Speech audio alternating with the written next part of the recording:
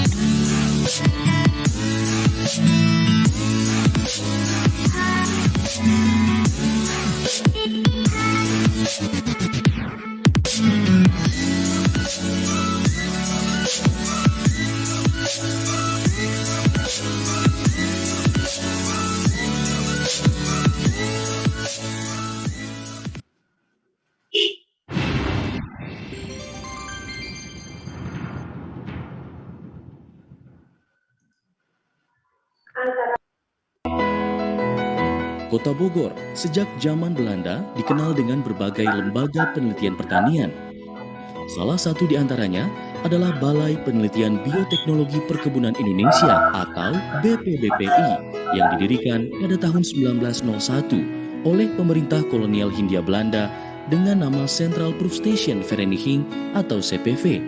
Balai ini merupakan cikal bakal terbentuknya beberapa lembaga penelitian perkebunan lain di Indonesia seperti karet, kopi, kakao, teh, dan kina. Pada saat itu, lembaga ini memiliki laboratorium tanah dan pemupukan yang sangat diakui eksistensinya baik oleh kalangan akademisi maupun praktisi perkebunan.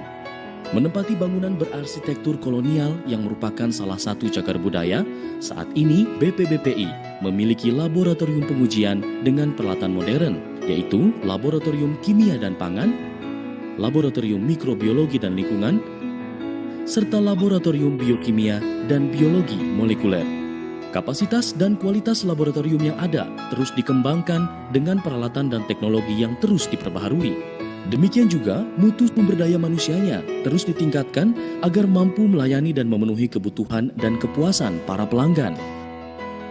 Laboratorium Pengujian BPBPI telah memperoleh akreditasi dari Komite Akreditasi Nasional atau KAN sesuai dengan ISO 17025-2008. Sedangkan BPBPI juga merupakan institusi Pranata Litbang yang telah mendapat akreditasi dari KNAP atau Komisi Nasional Akreditasi Pranata Penelitian dan Pengembangan.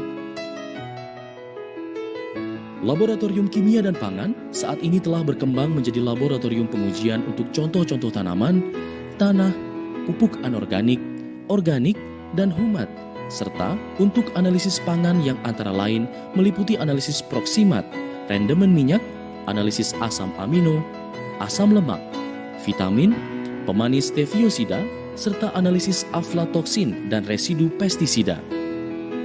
Meskipun memiliki jam terbang yang jauh lebih rendah dibandingkan lab kimia dan pangan, laboratorium mikrobiologi dan lingkungan patut dibanggakan karena merupakan lab pertama di Indonesia yang mendapat akreditasi untuk parameter pengujian mikroba dalam pupuk hayati. Di samping itu, lab ini telah dirujuk sebagai Laboratorium Pengujian Pupuk Organik dan Pupuk Hayati oleh Kementerian Pertanian Republik Indonesia. Dalam 2 tahun terakhir, permintaan jasa pengujian dari berbagai perusahaan terus meningkat. Jenis analisis yang dapat dilakukan antara lain populasi mikroba pelarut fosfat, bakteri penambat nitrogen non-simbiotik dan simbiotik, mikoriza, total bakteri dan fungi dekomposer, bioinsektisida Bacillus thuringiensis, dan bakteri patogen. Lab lingkungan memiliki kemampuan untuk menguji populasi mikroba dan komposisi gas dalam udara, kualitas limbah industri, baik cair maupun padat. Laboratorium Biokimia dan Biologi Molekuler saat ini tengah dikembangkan menjadi salah satu lab pengujian deteksi GMO atau Genetically Modified Organism. Lab ini memiliki kemampuan dan terakreditasi untuk pengujian GMO.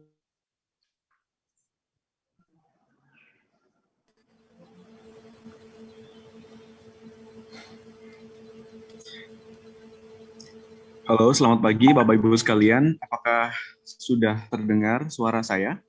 Terima kasih Mas Aziz. Assalamualaikum warahmatullahi wabarakatuh. Waalaikumsalam Selamat pagi. warahmatullahi wabarakatuh. Selamat pagi menjelang siang Bapak Ibu peserta pelatihan Stevia ini. Mohon izin saya untuk share screen.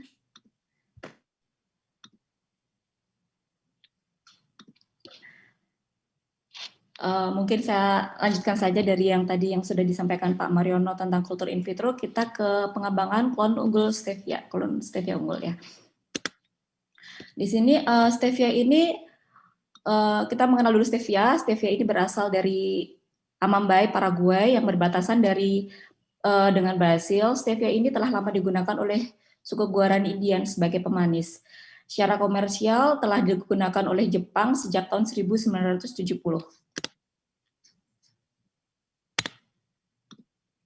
Kemudian stevia ini secara botani ini memiliki akar yang serabut, ramping, dan menyebar, namun tidak terlalu dalam pada lapisan tanah.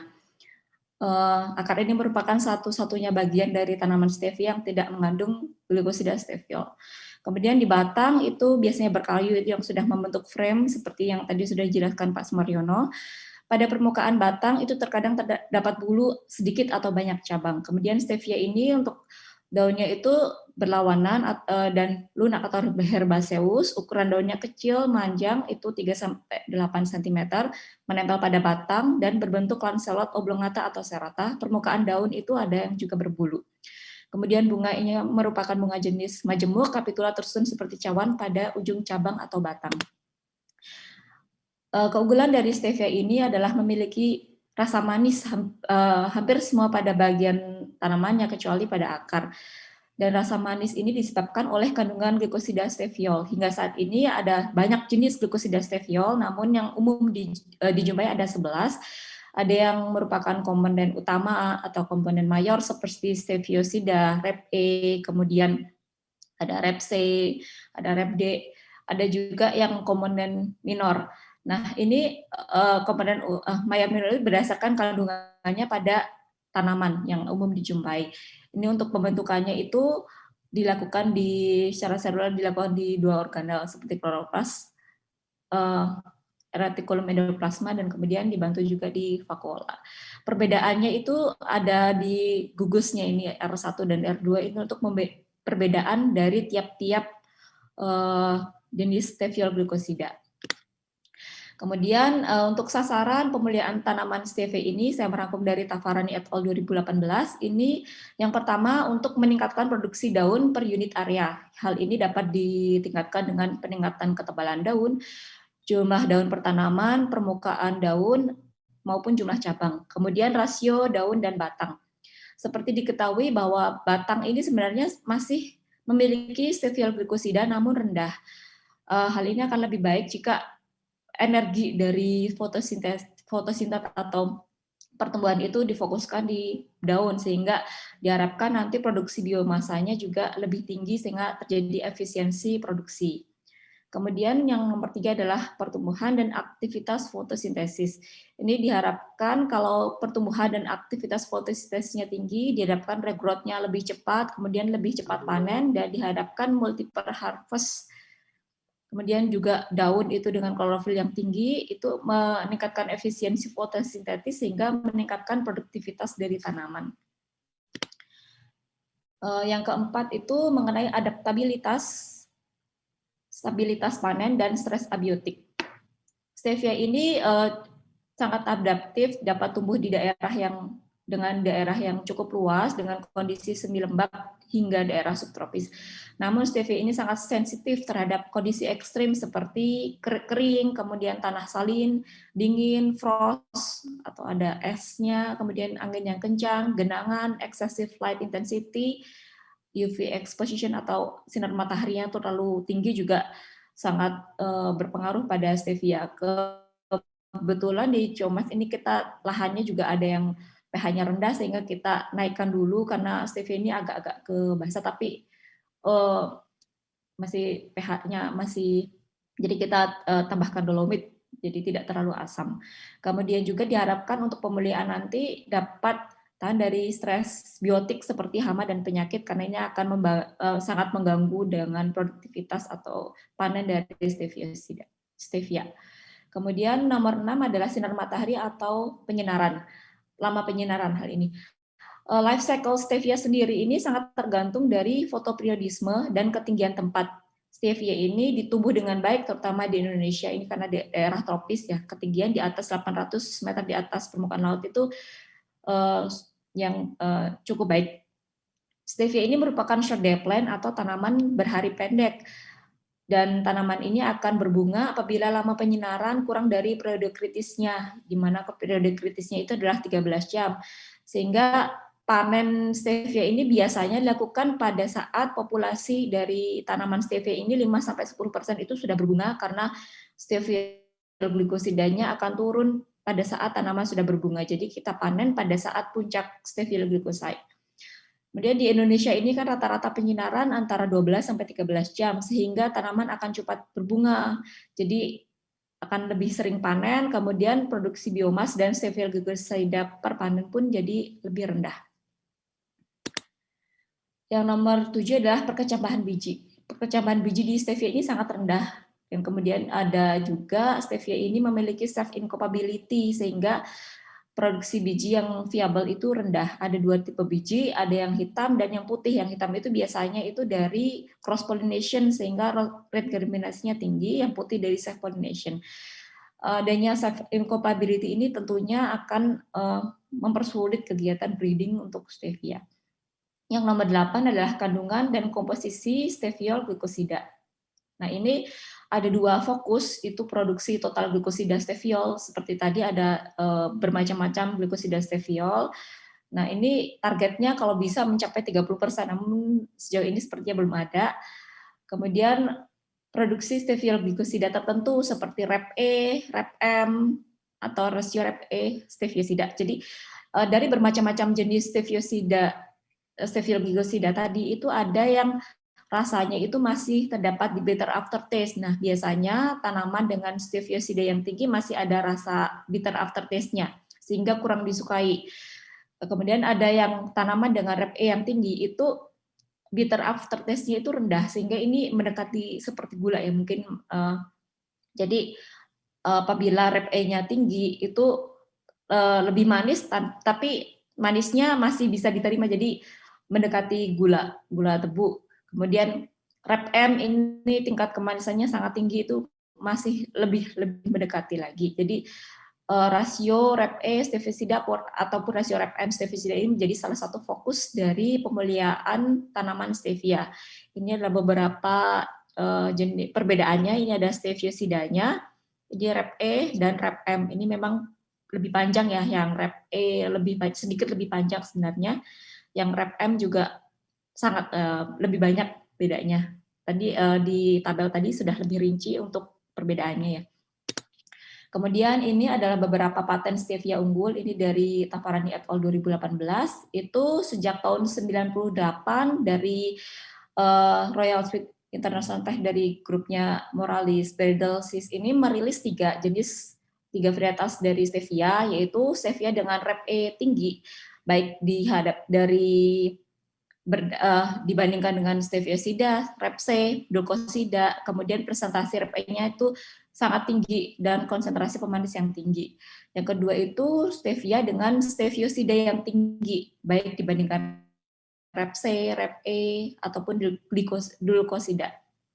Kemudian yang ketiga itu mereka merilis juga yang stevia Rep C, jadi memiliki Rep C yang tinggi dibandingkan Steviosida, Rep E, Dulcosida. Dan pada selanjutnya tahun 2000 itu dari Morita itu merilis Morita SF5 dan SF6, ini diklaim memiliki Rep E 2,56 kali lebih tinggi dibandingkan Steviosidanya, sehingga manis ya, lebih manis dan bitter aftertaste-nya juga rendah.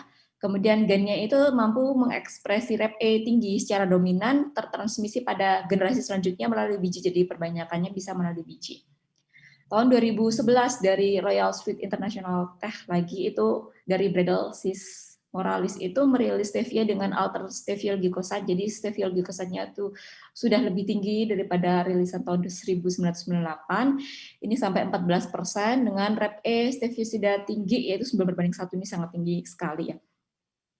Kemudian di tahun yang sama itu dari Morita itu merilis 2 varietas, yaitu dengan stevia tinggi, kemudian dapat diperbanyak melalui biji yang berkelanjutan, kemudian juga stevia dengan rasio Rep E stevia tinggi, yaitu 4 kali. Yang tadi kan masih 2000 itu masih 2,56 kali ya, ini sudah 4 kalinya. Di tahun 2012 dari Kiwang KLK Life Tech itu merilis tanaman yang merilis metode breeding stevia dengan Rep E tinggi, produksi daunnya tinggi, total glikosida steviolnya tinggi, dan Rep E tinggi dan yaitu stabil. Kemudian di tahun 2012 ini dari Pure Circle, ini tahun 2012 merilis 2, yaitu yang L1 ini late harvest, kemudian cycle life-nya itu late harvest jadi lama, jumlah node-nya tinggi, kemudian itu steviol glycosidanya tinggi 89%, Rep E-nya dibandingkan steviol glucosanya 89%, produksi daun keringnya juga tinggi. Untuk AKHL4 itu early cycle, itu daunnya lebih gelap ya dibandingkan yang L1, jumlah node-nya itu lebih sedikit memang dibandingkan L1, namun Rep E-nya tinggi, produksi daun keringnya juga tinggi. Kemudian tahun 2014 ini dari Cargill itu merilis stevia Rep D, jenis Rep D yang tinggi. Kemudian dari Evolva tahun 2014 merilis stevia dengan rekomendan produksi steviol glycoside tinggi dan komposisi steviol glycoside. Tahun 2016 dari SNW Seed Company merilis 2 SW 2001 dan S201 dan 107. Ini yang 201 itu excellent sweet leaf test dengan bitter aftertaste-nya rendah, figur tanamannya tinggi, produksi daunnya kering tinggi, dan dia late flowering atau lambat berbunga, level steviol glycoside-nya tinggi. Kemudian produktivitasnya untuk 107 itu juga tinggi, superior vigor plant, jadi ini lebih ke vigor, excellent overwintering capability, sangat manis dengan bitter aftertaste rendah, RAP-nya juga tinggi. Dan yang terakhir tahun 2016 dari Wang itu dari World Intellectual Property Organization itu udah merilis tanaman dengan RAP-E tinggi, yaitu RAP-E-nya itu mencapai 6-20% dari daun kering, dengan TSG atau total stevia glycoside itu 15-28%, dilakukan dengan selective breeding dan diidentifikasi dengan RAPD. Kemudian untuk pengembangan klon unggul unggul stevia di Indonesia itu mulai dari sejarahnya masuk tahun 1970. Nah, itu sebenarnya masuk di pertengahan tahun 1970. Namun introduksi biji resmi itu berasal dari Jepang itu tahun 1983. Kemudian biji dikembangkan oleh Balai Penelitian Perkebunan Bogor atau BPP yang saat ini sudah menjadi PPBBI. Nah, ini dulu juga sudah merilis beberapa varietas yang BPP nanti kita jelaskan BPP jenis-jenis varietas yang dirilis pada tahun tersebut. Stevia yang dihasilkan itu unggul, yang itu pada saat itu dilakukan dengan melalui seleksi massa, produksinya mencapai 2,5 sampai 3,6 ton per hektar per tahun. Penelitian dan pengembangan itu terus dilakukan diantaranya melalui pemeliharaan, budidaya, pengolahan daun, dan uji organoleptik. Kemudian pada saat itu juga didirikan perkebunan stevia pada tahun 1980-an hingga tahun 1990, terutama di Jawa Barat seperti di Bogor, Sukabumi, Cianjur, dan Garut. Kemudian hasil daun panen itu kemudian diekspor ke Jepang. Ini beberapa rilisan dari klon BPP, jadi pada saat itu sudah ada beberapa klon BPP dan sebenarnya sudah cukup unggul pada saat itu, di mana total steviosida dan RAP-E-nya itu bisa mencapai 16,7%. Kemudian namun memang di tahun ini masih kriterianya semuanya itu dengan steviosida tinggi, namun sangat tinggi, ada yang sampai 15,1%, namun RAP-E-nya itu hanya sampai 3,7%. Bahkan ada yang 0,4. Jadi memang rendah RAP-E-nya, namun klon unggulan untuk produksi steviosida dan glikosida total stevia RAP-E-nya juga sudah cukup tinggi pada saat itu. Ini beberapa jenis klon BPP yang sudah dirilis, ada BPP 16, 72, 76. Ini contoh tanamannya cukup tinggi ya sebenarnya. Ini dilakukan perbanyakan di nursery, itu ditanam di polybag, kemudian ini ada sungkupnya juga, ini ditanam seperti di bedengan, kemudian penanaman produksi massal. Nah, ini sudah sangat massal, merupakan proyek yang dengan melibatkan banyak tenaga kerja. Pada saat itu memang tujuan salah satunya adalah menurunkan jumlah pengangguran dengan meningkatkan jumlah pegawai di sini ya. Nah, ini panennya dilakukan secara manual, kemudian dilakukan pemipilan daun, kemudian dilakukan pengeringan. Nah, ini daun stevia kemudian dikemas, kemudian akan dikirim ke Jepang. Namun karena persyaratan ekspor yang cukup rumit dan pada saat itu juga belum disetujui untuk penggunaan stevia, terutama belum disetujui untuk status gerasnya karena baru diperoleh tahun 2011, maka semakin lama semakin menurun dan semakin hilang ya.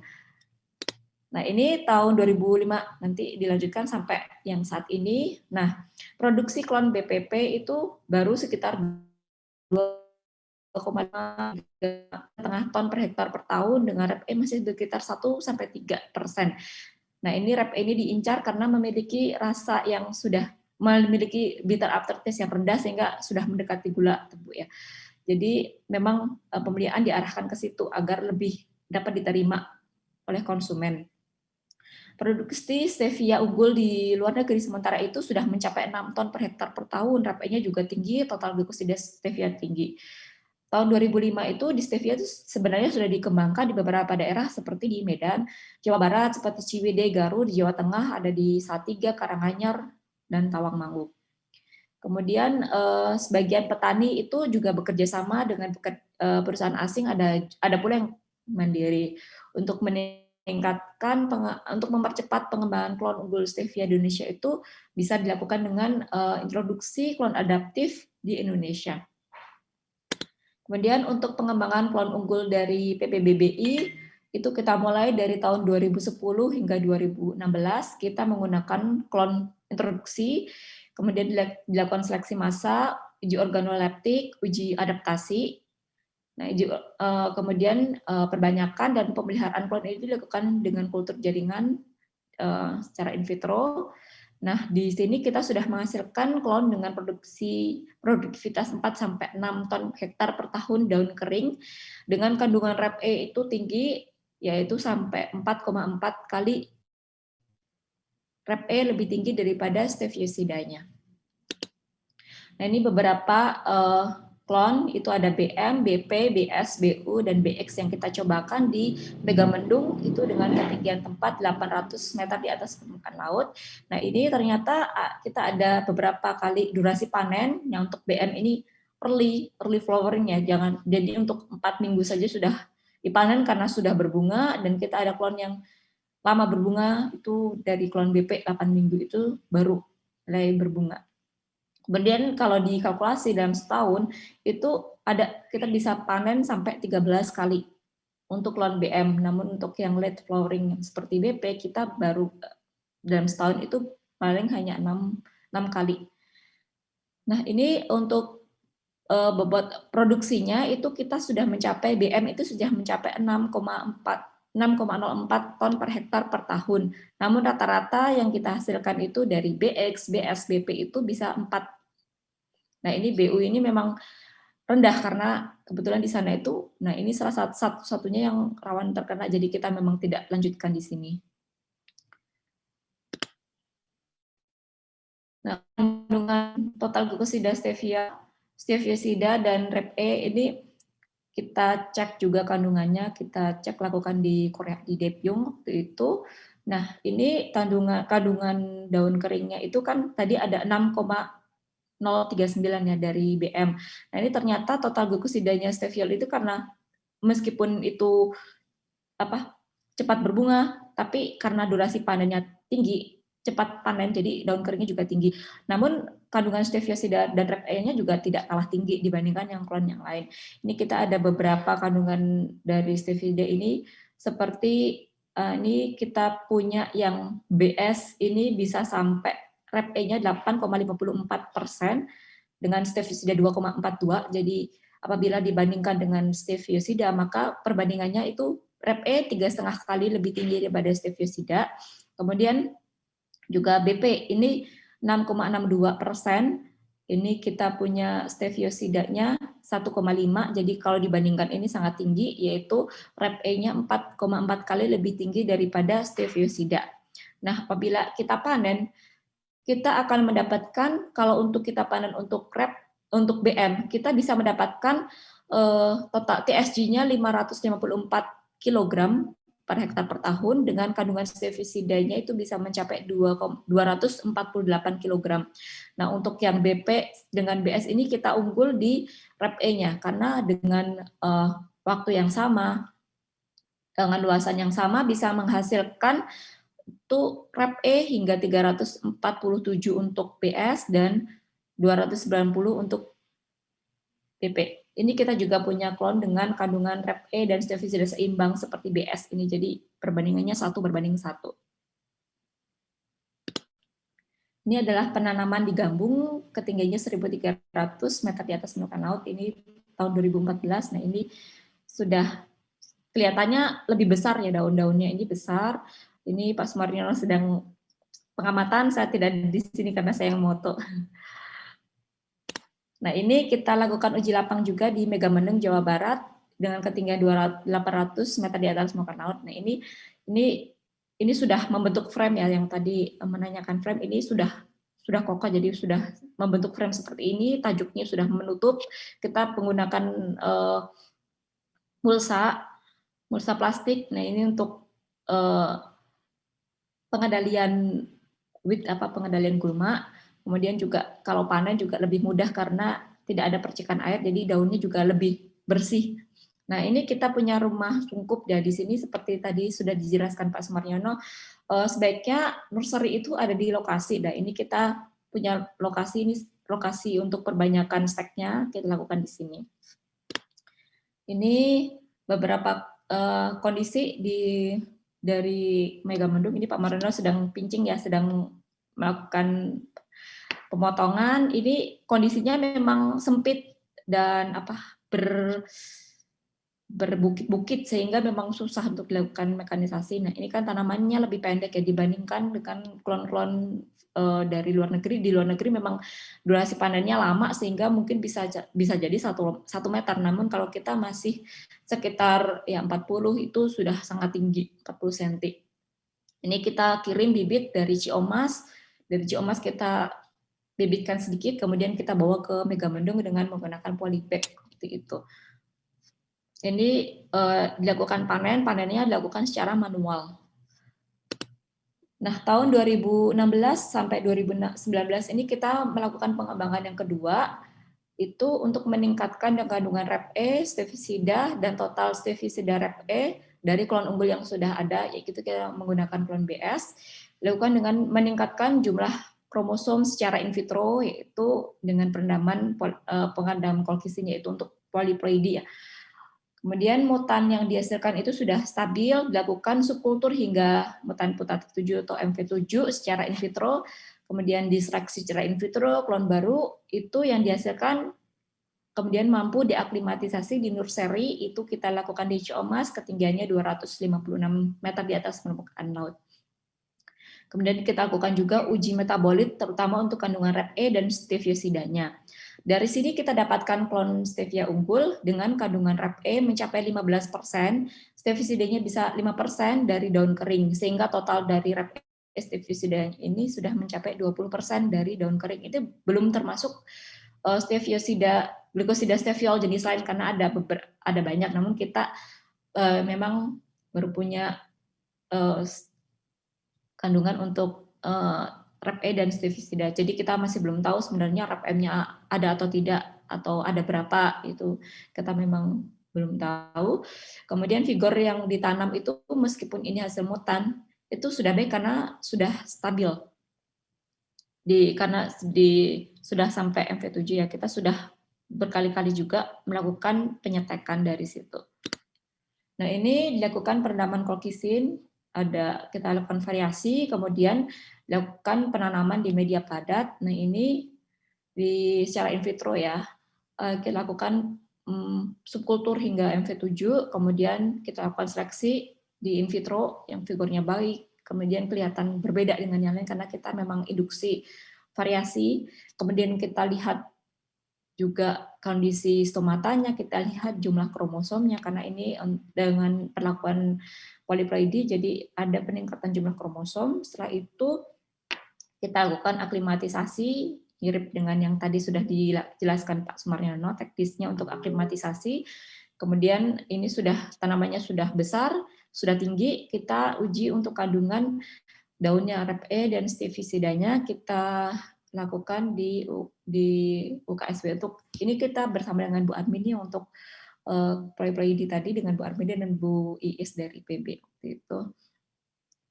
Nah, ini yang kami hasilkan dari penelitian tahun 2016 hingga 2019. Ini kita ada banyak sebenarnya, namun yang paling menarik ada 2. Nah, ini kontrolnya itu kita lihat Rep-E-nya itu 75,69 mg per gram, atau jika dipersenkan jadi 7,6% Rep-E, dengan steviosidanya itu 2,5%.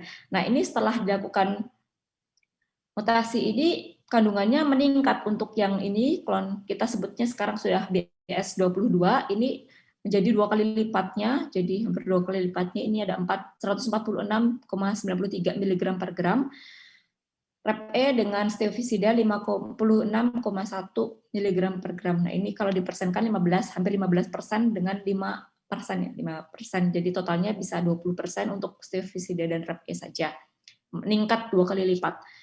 Nah, ini karena ini dari BS, jadi masih masih agak-agak mirip dengan BS.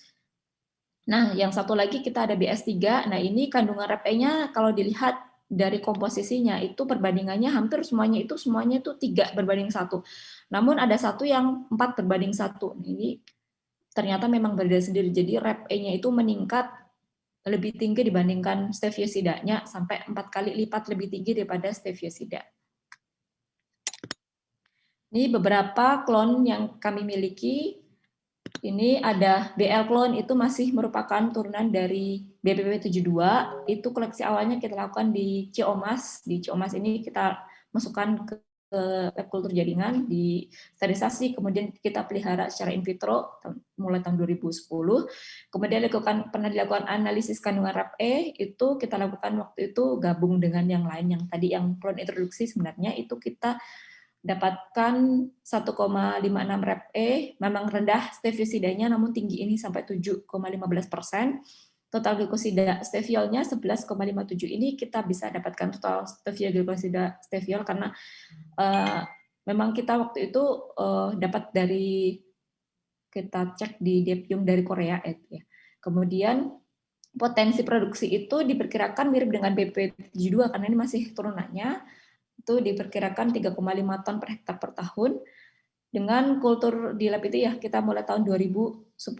Kemudian kita juga punya koleksi sedikit di Ciomas.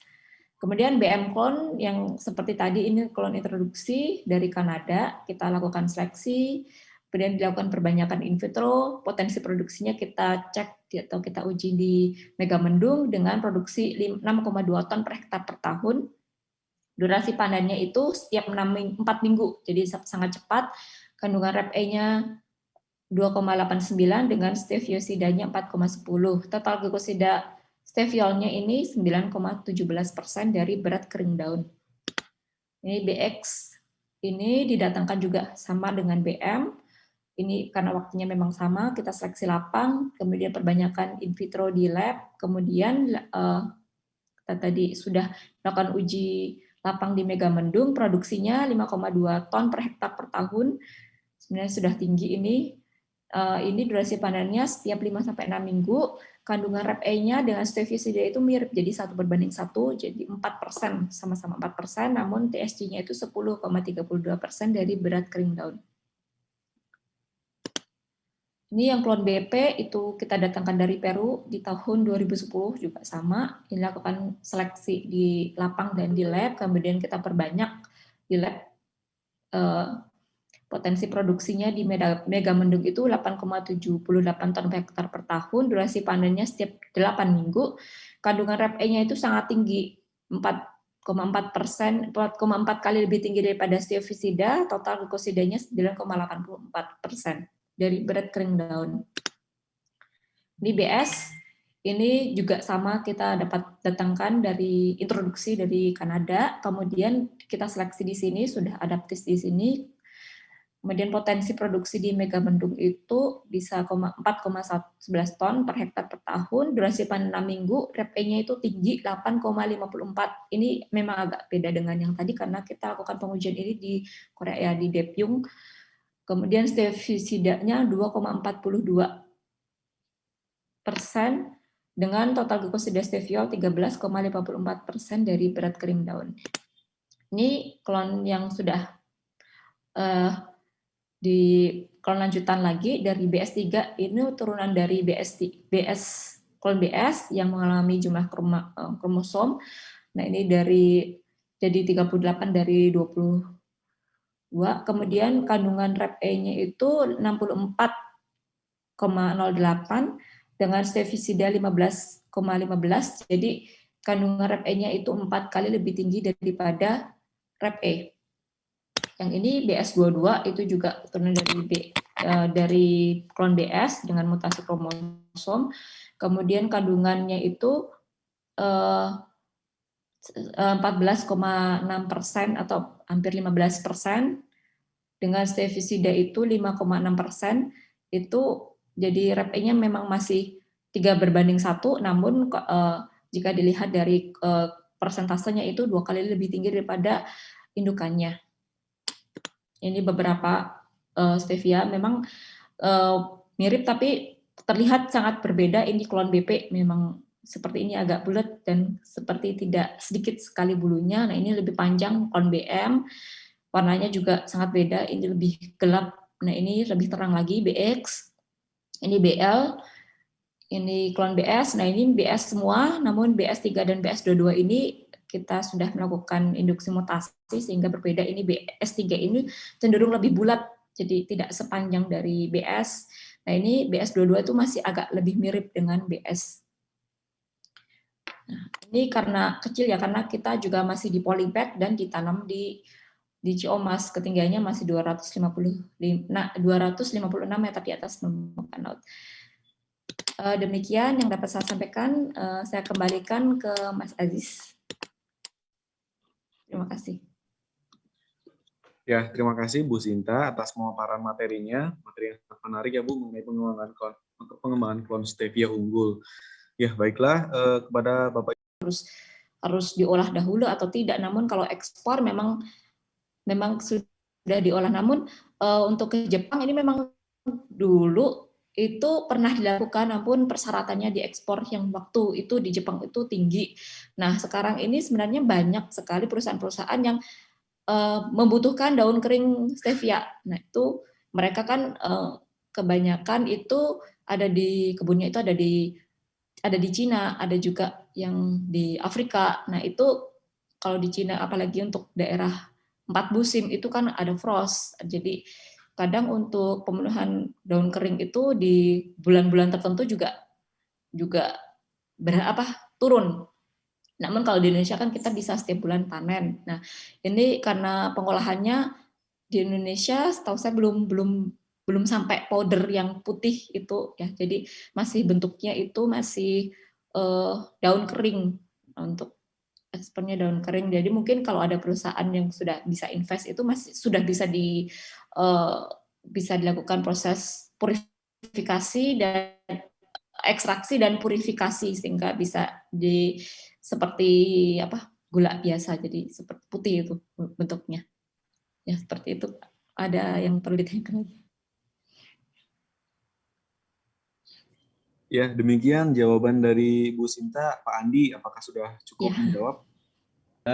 Boleh saya menambahkan, Bu? Ya, dipersilakan. Untuk tadi perusahaan seperti apa yang membutuhkan daun keringnya, Bu?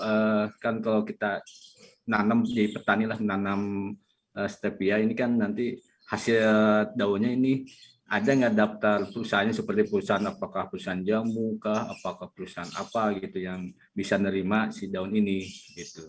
Yang pertama yang pertama. Yang kedua teknologi pengolahannya, Bu. Apakah sudah ada di PPBBI ini walaupun skala lab gitu, dari daun menjadi powder atau jadi cair. Terus yang ketiganya untuk bibit unggul, apakah di PPBI ini juga menerima layanan untuk kita beli gitu si klon unggulannya, Bu gitu, Bu. Mungkin itu aja, Bu Sinta, Mas Ajis. Coba bayangin ya, kan memang 3 hari kan nggak dimakan kandung pasir dalam benang. Rupanya dia itu dari semalam udah 570. Nah, terus pagi-pagi kan dia ke Bekasi.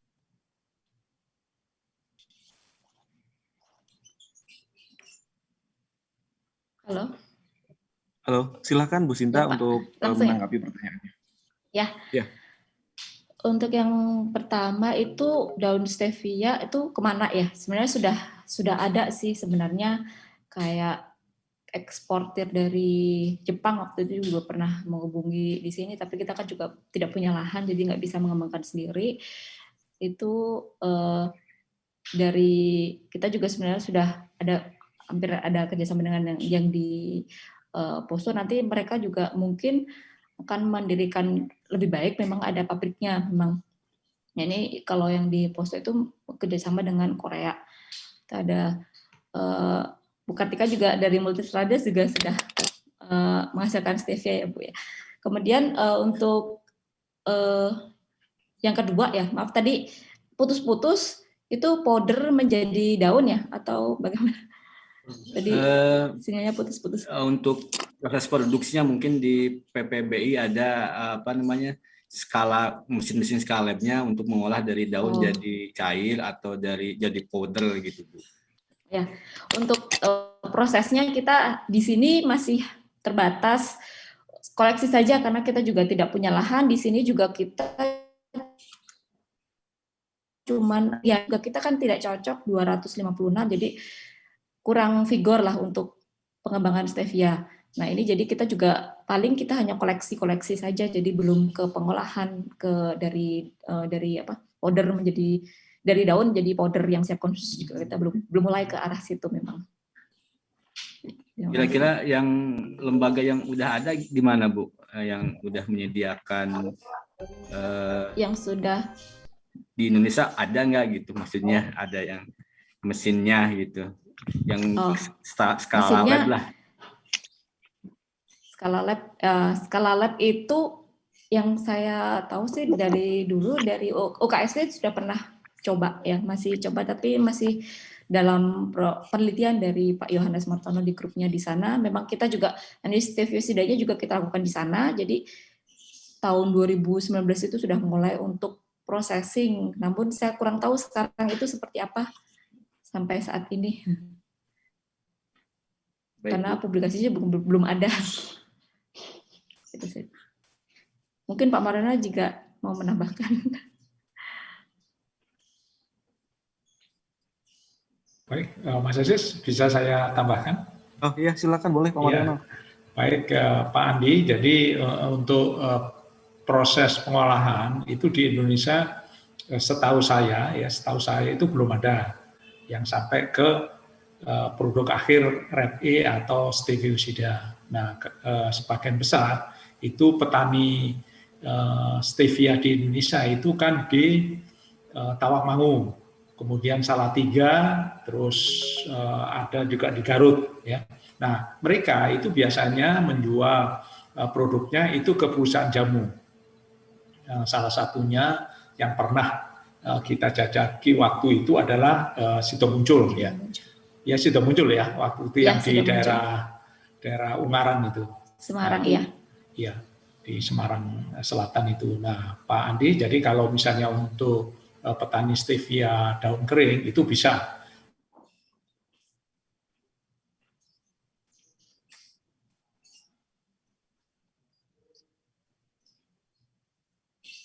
Dan tidak ada hama penyakit yang menyertai, kemudian murni ya, jadi tidak ada kandungan tanaman lain ya, daun yang lain. Nah, itu karena untuk jamu, jadi mereka bisa menerima tidak hanya daun, tapi daun plus batang ya, batang yang lunak itu mereka bisa terima. Jadi salah satu kendala di stevia kan pemipilan daun ya, jadi kalau bisa dijual dengan batangnya itu memang jauh lebih murah biayanya ya itu. Nah kemudian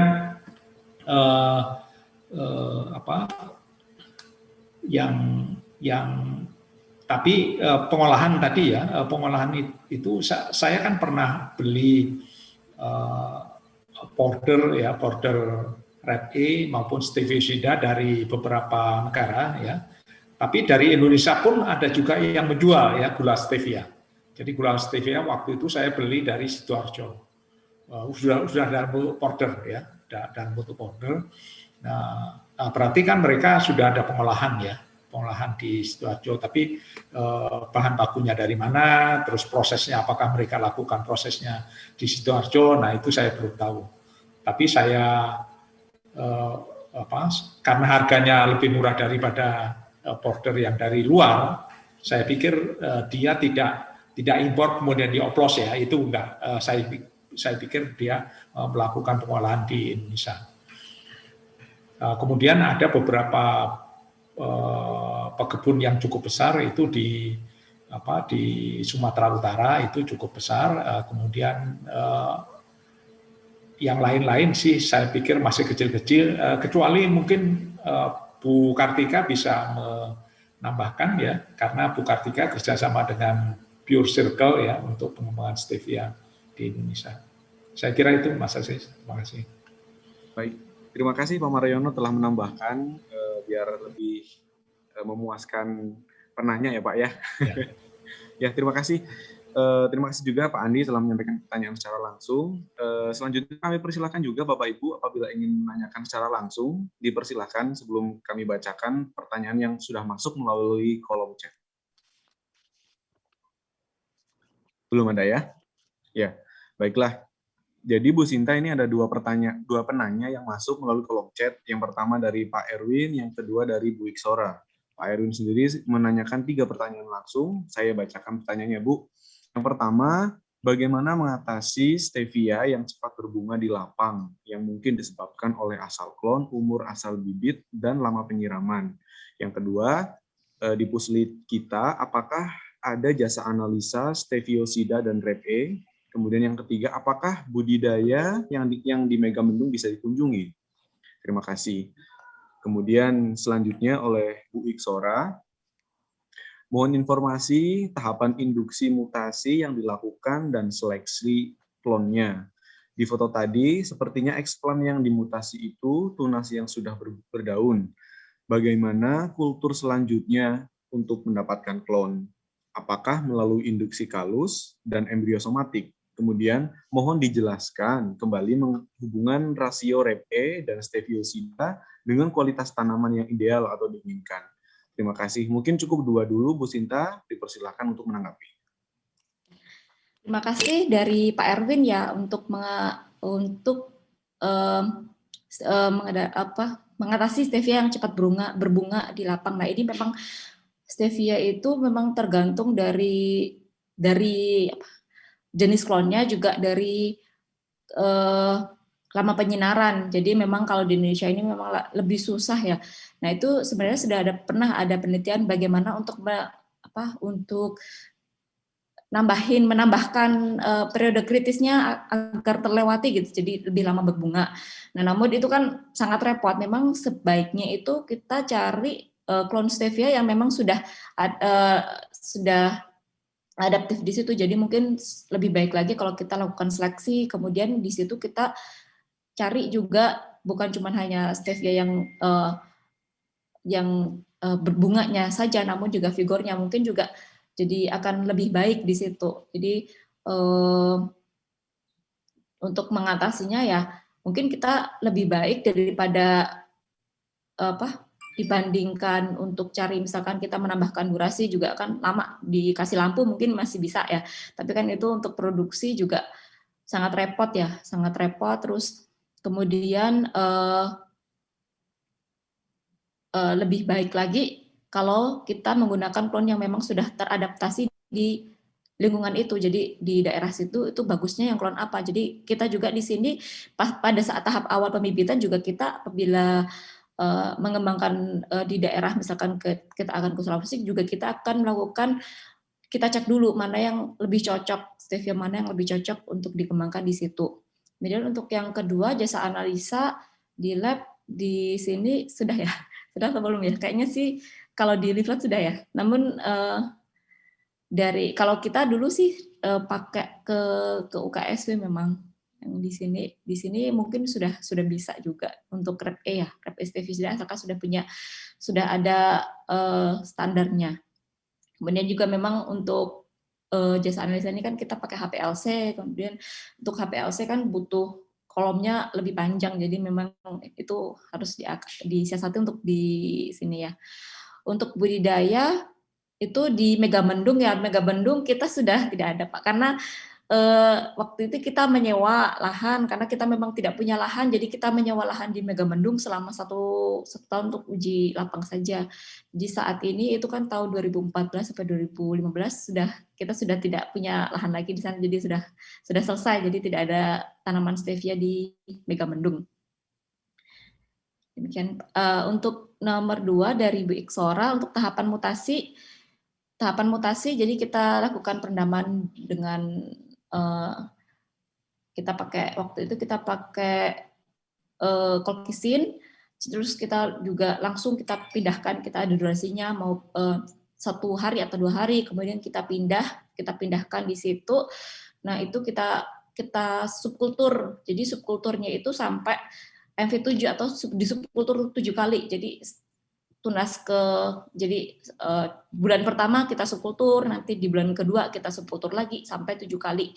7 kali itu diharapkan itu sudah stabil, dan kita gunakan itu adalah nomor 2 itu tunas. Jadi memang kita gunakan tunas karena metode SE-nya juga memang belum tersedia untuk stevia ini. Jadi kita menggunakan tunas, kita tidak menggunakan biji karena biji kan beragam. Jadi yang sudah beragam yang memang klonal ya hanya tunas. Jadi in vitro itu kita gunakan tunas, kemudian perbanyakannya ya masih sama seperti yang tadi sudah dijelaskan Pak Prasmini dengan menggunakan multiplikasi tunas. Kemudian untuk perbandingan Reb E stevia ideal itu, nah ini Reb E stevia kan kita menginginkan rasa manis yang memang diminati konsumen, itu sudah tidak ada bitter aftertaste-nya, jadi rasanya itu mendekati gula tebu. Jadi di sini sebenarnya Reb E-nya lebih tinggi itu semakin baik karena semakin manis, dan juga bitter aftertaste-nya itu semakin rendah. Sebenarnya sama, kandungan seimbang saja sebenarnya sudah bitter aftertaste-nya juga sudah rendah. Namun kalau seandainya untuk ekspor kan, nah tadi persyaratannya itu harus 95% murni. Jadi lebih baik kalau memang Reb E-nya itu lebih tinggi lagi, memang lebih tinggi. Jadi karena kalau dari biosintesisnya itu kan dari berkelanjutan nih antara bahan bakunya ini dijadikan stevia atau dijadikan Reb E. Jadi memang kalau seandainya dijadikan Reb E, jadi akan lebih banyak gitu Reb E-nya. Nah, untuk perbandingan idealnya, asalkan lebih tinggi dari stevia itu, kalau yang saat ini yang paling tinggi memang perbandingannya baru 4:1. Yang tadi itu ada 9:1, namun informasinya juga itu saja, karena kan ini stevia itu susah diperbanyak untuk diperbanyak dengan biji juga susah karena akan menimbulkan beragam, jadi hanya in vitro saja, dan memang itu harus dipelihara secara kontinu. Terus jadi yang Reb E ini lebih baik memang lebih tinggi saja, lebih tinggi atau minimal sama, sebenarnya sama itu sudah lebih tidak ada bitter aftertaste-nya dibandingkan yang stevia lebih tinggi. Terima kasih. Apa sudah jelas atau belum ya? Terima kasih Bu, sudah jelas. Ya, sama. Ya, terima kasih Mbak Sinta atas jawabannya. Kita masih punya waktu, Bu Sinta, sekitar 20 menit ya. Jadi dipersilakan untuk Bapak Ibu sekalian, jika ingin mengajukan pertanyaan secara langsung, dipersilakan. Dan juga misalkan ingin bertanya melalui kolom chat juga dipersilakan. Ya, sebagai informasi ini, ada yang masuk? Saya Pak. Halo. Pak Ajis, saya Pedi Ginanjar, Pak. Pak Pedi dari mana, Pak? Dari PT WRL. Mau bertanya. Pak Pedi, ya, Pak Pedi dari PT WRL, silakan untuk pertanyaannya. Begini Bu, untuk bahan stek itu apakah jarak tanamnya sama untuk pohon induk sama untuk pohon produksi? Apakah untuk bahan stek jarak tanamnya bisa lebih dekat gitu ketimbang sama pohon produksi? Kalau yang saya tahu kan untuk jarak tanam stevia ini antara di kisaran 20 dan 30 gitu per pohonnya. Nah terus juga kalau kita menanam dengan jarak yang rapat, apakah nanti akan berpengaruh terhadap kandungan gula stevia itu sendiri atau tidak Bu? Mungkin itu yang mau saya tanyakan. Terima kasih. Ya, terima kasih. Langsung ya. Ya, dipersilakan. Ya, langsung aja ya. Terima kasih dari Pak Ginanjar. Ini untuk jarak tanam, untuk produksi dan stek. Nah, kita kan tadi untuk stek awal memang kita menggunakan multi tray ya. Jadi jarak di situ untuk stek awal. Tapi untuk pohon induk kalau di Megamendung kita menggunakan jarak tanam yang sama karena kita untuk produksi juga. Nah, ini berkaitan juga dengan yang tadi untuk pertanyaan nomor 2, itu dengan rapat apakah kandungan glikosidasnya steviol itu akan berbeda. Nah, ini kalau rapat itu jarak tanam rapat itu berpengaruh ke frame-nya ya. Tadi kalau terlalu rapat, nah ini kita sangat rapat. Ya, ini untuk clone yang ini tuh kelihatan rapat banget. Jadi kalau sudah membentuk frame yang sangat rapat, jadi mungkin ada jarak idealnya nanti akan berbeda-beda setiap klon. Namun ada juga paper yang sudah meneliti untuk tentang jarak tanam ini. Nah, nanti untuk kandungan steviosida dan REP-nya itu akan tergantung dari kompetisi dari nutrisinya, kompetisi dari untuk mendapatkan sinar matahari untuk proses fotosintesisnya. Nah, itu memang tergantung juga dari jarak tanam dan nutrisi serta kondisi lingkungan. Nanti mungkin bisa juga mempengaruhi kandungan REP-E maupun steviosida yang dihasilkan. Gitu. Apa sudah jelas? Ya, baik. Terima kasih Bu, sudah jelas. Ya, terima kasih Bu Sinta atas jawabannya, dan terima kasih juga Pak Pedi yang telah memaparkan pertanyaannya secara langsung. Kita masih punya waktu, jadi dipersilakan Bapak Ibu yang ingin mengajukan pertanyaan kembali. Ya, sambil menunggu, ini ada tambahan informasi dari Bu Irma. Jadi menyambung pertanyaan tadi yang mengenai apakah uji rebaudisida sudah bisa dilakukan di lab kami. Insya Allah sudah bisa Bapak Ibu sekalian. Jadi apabila Bapak Ibu ingin melakukan pengujian mengenai senyawa tersebut, bisa menghubungi kontak person kami di 0251 82 8324 048. Kemudian selain itu juga kami menerima jasa layanan pengujian untuk senyawa yang lain. Untuk info lebih detailnya bisa kunjungi website kantor kami di airib.org. Begitu. Apabila ada pertanyaan kembali, dipersilahkan.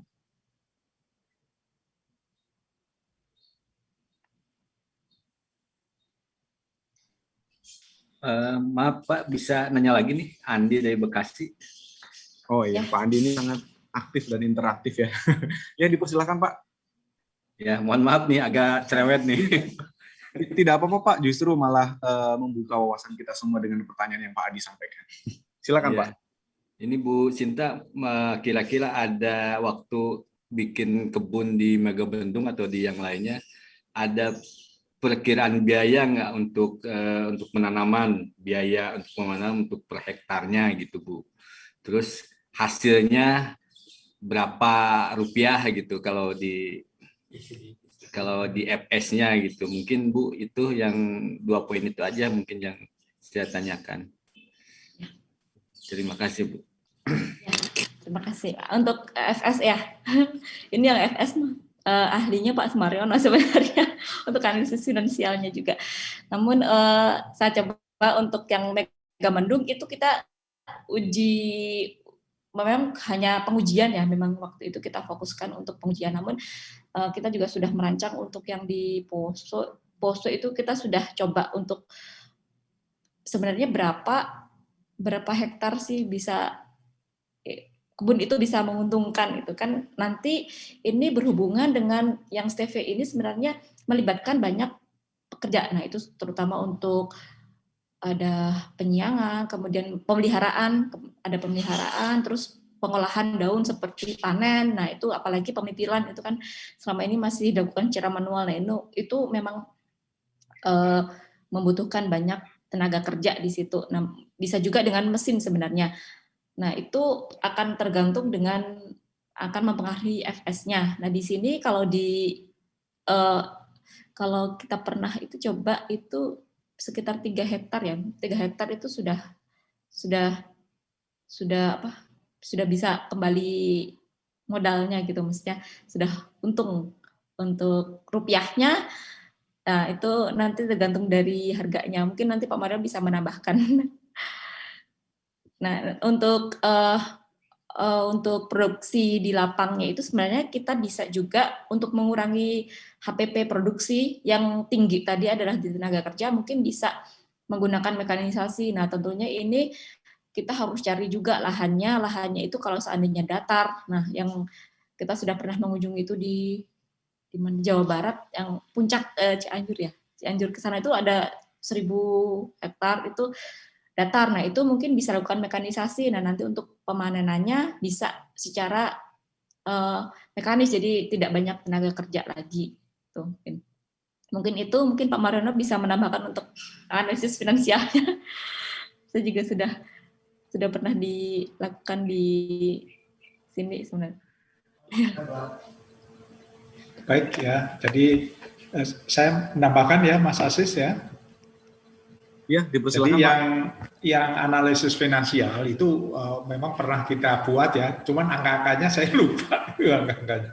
Jadi angkanya pasti lupa. Jadi nanti Pak Andi bisa lah kontak saya nanti yang angka pasnya itu berapa. Jadi secara prinsip seperti yang dikatakan Mbak Sinta tadi bahwa skala idealnya itu memang sekitar 3 hektar ya. 3 hektar itu baru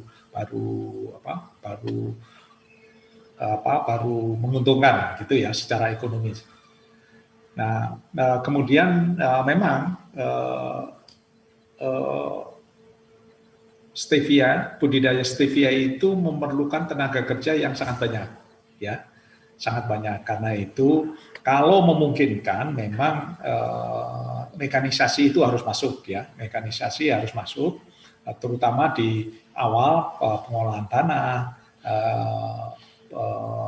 dan panen, terutama ya panen. Nah, panen itu bisa juga dicoba dengan misalnya panen yang dilakukan di tanaman teh. Ya, tanaman teh itu sekarang kan tidak ngambil pucuknya itu kan nggak satu-satu pakai mesin ya, pakai mesin. Nah itu mungkin bisa juga diterapkan di stevia ya. Kemudian satu lagi yang memerlukan tenaga kerja banyak itu adalah pemipilan ya, jadi pelepasan daun dari batang. Ya, kalau misalnya kita jual dalam bentuk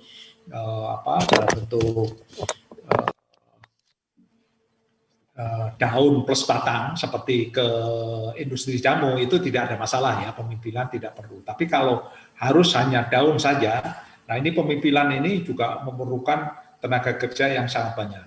Nah ini salah satu yang menyebabkan kenapa dulu itu ekspor daun kering ke Jepang itu berhenti, ya, salah satunya adalah karena tenaga kerja untuk pemipilan daun ini sangat banyak. Karena itu harus diciptakan alat untuk merontokkan daun. Nah itu, seperti itu Pak Andi. Baik Pak, terima kasih Pak Sumaryono sama Bu Sinta atas jawabannya. Mungkin selanjutnya saya minta kontaknya Pak Sumaryono ya. Baik ya Pak Andi, ya, silakan ya. Ya, untuk Pak Andi misalkan ingin kontak person Pak Mariono bisa dilakukan melalui chat secara personal kali ya ke Pak Mariono. Ya. Jadi nanti langsung ditanggapi Pak Mariono. Ya, terima kasih Pak Mariono, Bu Sinta. Ya. Ya, terima kasih atas jawabannya. Jadi Bu Sinta, ini ada pertanyaan lagi yang masuk melalui kolom chat dari Bu Yuli Setiawati. Pertanyaannya, jika kami tertarik untuk penelitian, untuk klon-klon unggul kami, untuk klon-klon unggul kami bisa dapatkan di mana ya Bu, dan prosesnya bagaimana? Atau maksudnya untuk join riset kali ya di lab kami begitu? Atau bagaimana? Silakan Bu Sinta. Ya, terima kasih untuk Bu Yuli ya, untuk klon unggul sebenarnya memang kalau seandainya penelitian di sini mungkin bisa kita menggunakan kondisi, namun kalau seandainya di luar kita tidak bisa karena itu kan juga belum dirilis ya, jadi memang agak memang terbatas karena stevia ini memang mudah diperbanyak, mudah hilang juga, jadi memang harus ekstra ya untuk stevia ini. Jadi tapi untuk klon-klon yang kita sering jual itu yang BL, yang untuk yang lainnya belum kita rilis secara jadi komersil belum rilis, namun apabila untuk pembibitan memang untuk pembibitan selama ini dengan cara kerjasama untuk klon-klon yang unggul yang lain. Namun untuk penelitian mungkin kalau di sini kita masih bisa dilakukan, namun di lab di sini gitu, nggak sulit untuk keluar, gitu saja. Ya, terima kasih. Ya, begitu untuk Bu Yuli jawaban dari Bu Sinta. Kemudian ada lagi pertanyaan Bu dari Iksora lagi. Mohon izin bertanya, apakah sudah ada penelitian untuk meningkatkan atau disposisi kandungan Rep-E dan Steviosida di batang muda maksudnya? Silakan Bu Sinta untuk langsung menanggapi. Ya, dari Bu Iksora untuk kandungan Rep-E di batang, ini memang rendah ya di batang. Ini memang rendah dibandingkan di daun. Namun selama ini belum, sebagian besar memang tidak ada, mereka tidak menginginkan dari batang. Apabila dari daun kan lebih mudah diprosesnya, lebih itu. Jadi mungkin kalau seandainya untuk meningkatkan kandungan Rep-E di batang itu mungkin masih panennya mungkin ya masih bisa dicoba juga. Kita memang belum melakukan ke sana dan penelitian juga lain juga belum ke arah sana untuk meningkatkan kandungan Rep-E di batang karena sebagian besar fokusnya di daun. Jadi mungkin kita bisa coba panennya itu umur berapa, mungkin belum terdisposisi di daun semuanya, atau sebenarnya kan disimpannya sebenarnya sebagian besar itu di daun karena produksinya juga ada di daun gitu. Jadi mungkin bisa di durasi panen misalkan berapa minggu dipanen, kita coba-coba saja mungkin untuk meningkatkan disposisi kandungan Rep-E-nya. Memang belum ada penelitian ke arah situ selama ini. Gitu aja. Apa sudah jelas atau belum, Bu? Ya, Bu. Terima kasih, Bu Cinta. Ya. Sudah jelas.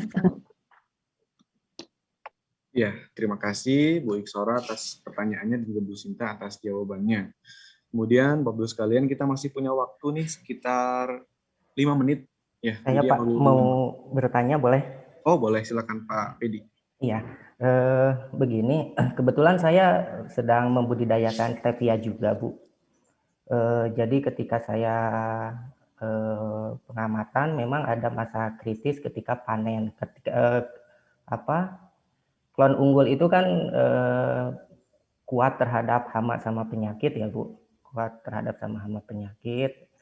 Nah, apakah ketika setelah stevia ini dipanen, apakah ada untuk menguatkan kepada hama sama penyakit tersebut gitu?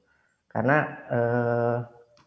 itu kan kalau dipanen itu si batangnya dipotong tentunya akan apalagi ketika musim hujan itu akan sangat lembab kondisinya di sana, dan ketika setelah dipanen itu muncul tunas baru, biasanya hama juga sangat senang kepada tunas-tunas yang baru muncul tersebut.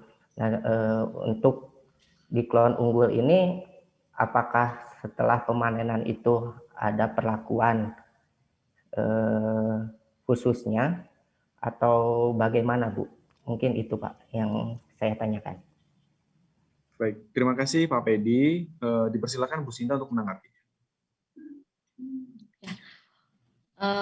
Untuk klon unggul, jadi kita kan kalau di sini kita punya banyak jenis klon ya. Jadi kita seperti yang tadi kita lakukan juga seleksi. Nah, seleksinya itu bukan hanya untuk produksi, tapi ketahanan terhadap hama dan penyakit, karena di daerah penyakitnya itu akan berbeda-beda.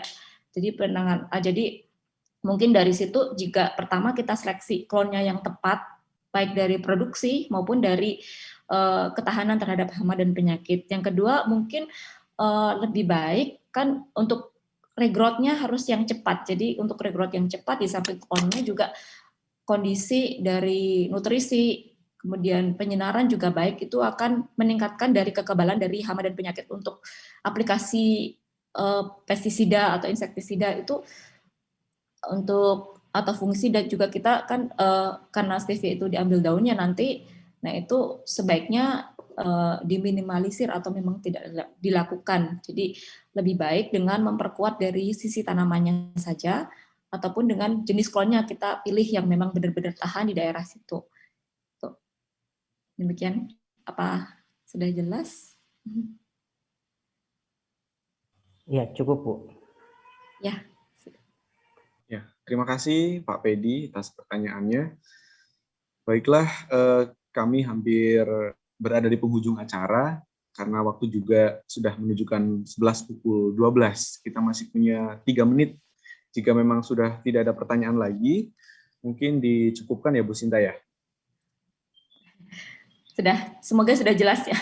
Ya, semoga dari pembahasan dan juga pertanyaan dan jawaban Bu Sinta sudah mempertajam pemahaman kita semua mengenai pengembangan klon stevia unggul gitu. Ya, baiklah, mungkin sudah ya. Sebenarnya tidak ada pertanyaan lagi. Jadi silakan Bu Sinta seperti biasa untuk memilih satu pertanyaan terbaik dari peserta.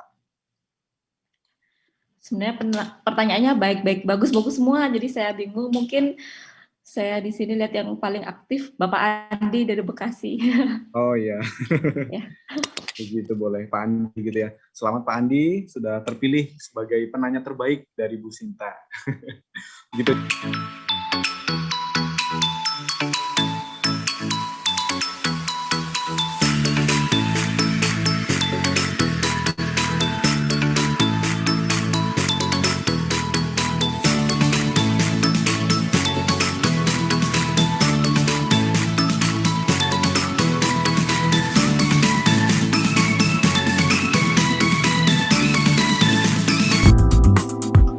everyone, Hallie Cottis here with Whole Lifestyle Nutrition. Today we are going to talk a little bit about stevia. And right here what you're looking at is my stevia plant. And what we're going to do is, it's fall here in Wisconsin, and we've had one minor frost where I covered these plants. And the stevia it gets a lot sweeter the cooler it gets. However, it will not tolerate a frost. So you definitely want to harvest your stevia at the last part of the fall. So my temperatures are dropping down into the 30s here pretty soon, so I thought I'd go ahead and get the stevia up. But what you're going to do is you're going to take the clipping from the base. Let's just see here. I'm just going to try to show you. I'll just show you on a little one. I'm just going to pinch here. You're just going to take it off here, and what you're going to do is you're going to be harvesting the leaves, okay? So we're going to go ahead and I'm going to actually take all the stems off. I'm going to take these inside and then I'm going to wash them really good, and then I'm going to take the leaves off and I am going to take them outside on my table, and I will show you, and dry them for 12 hours in the sun. It's going to be a nice sunny day today. So anyways, I will show you that process as soon as I get these washed up. Okay, so I've picked my stevia, and I'm just going to go ahead and fill my clean sink up with water, filter water if you have it, and then I'm just going to put it in here, and you can see there's all kinds of dirt, there could be bugs. I'm going to go ahead and really clean this really good, and I'm going to take it out, drain the water again, and probably do this process 2 to 3 times until the water is clean. So that's what you're going to do. I do put the whole plant in, and that's how you're going to clean it. Then you're just going to take it up and put it in a strainer, and then once it's dry, we're going to go ahead and pick the leaves off and then dry them out in the sun.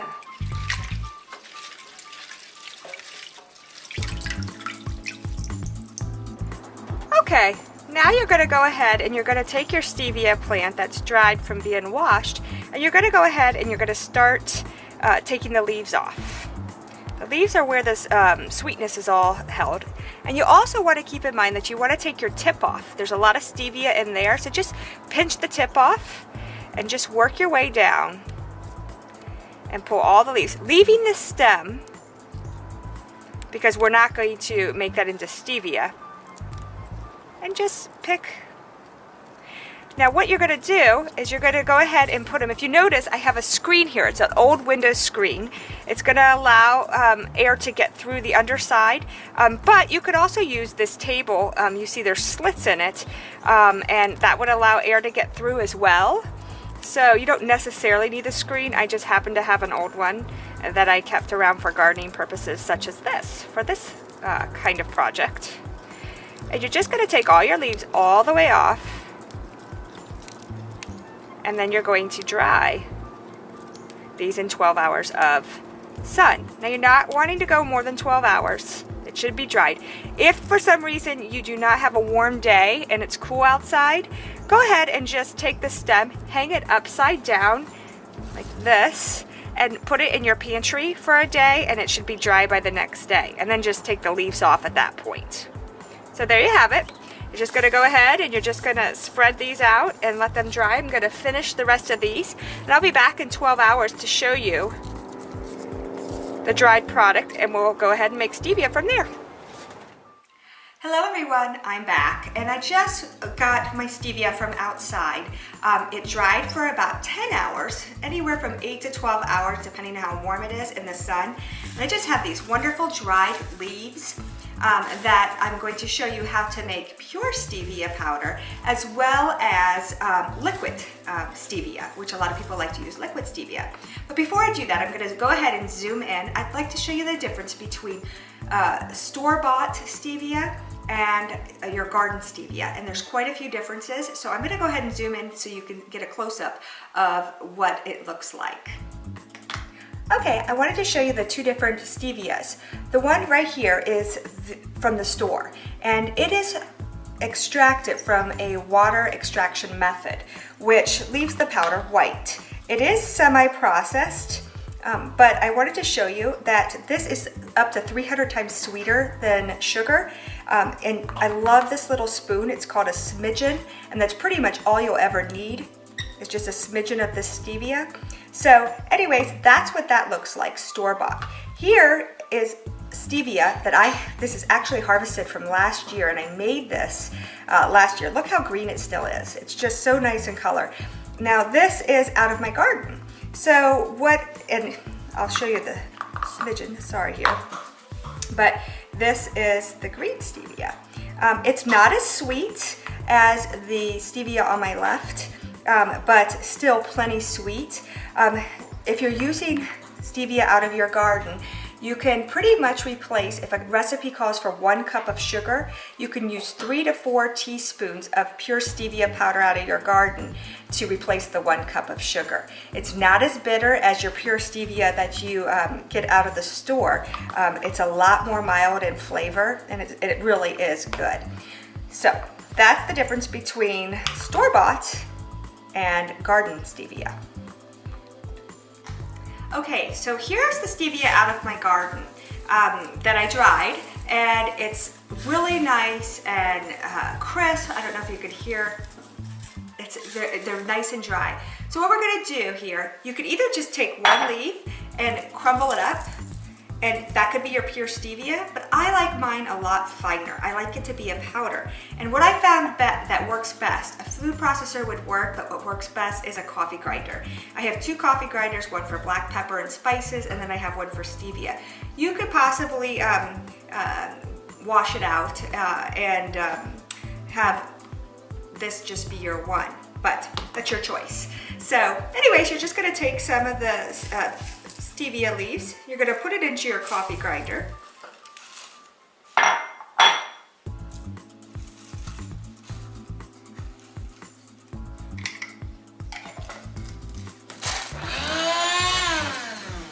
And you just want to grind it to a really fine powder.